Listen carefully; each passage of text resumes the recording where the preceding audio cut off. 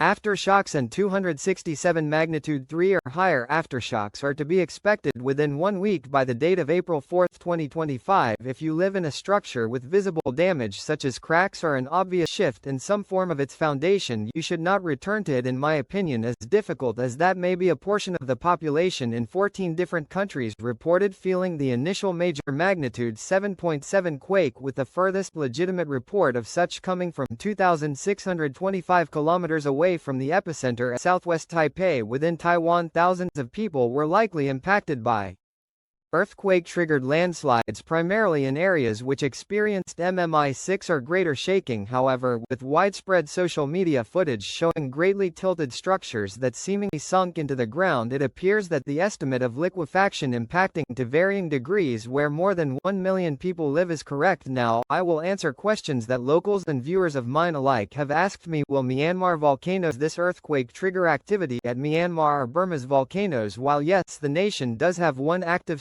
volcano, Mount Popa, and one dormant monogenetic volcanic field, the earthquake which struck almost certainly won't trigger activity or an eruption at either volcanic complex. While yes, both complexes experience ground motion consistent with greater than MMI 5 shaking, which is what I consider the minimum level required for an earthquake to potentially theoretically trigger an eruption, I have seen zero evidence of unusual seismic activity, vent changes, or fresh uplift at either complex. In other words, this isn't something to worry about for now. Did soil types exacerbate soil types any of the witnessed damage? Absolutely yes.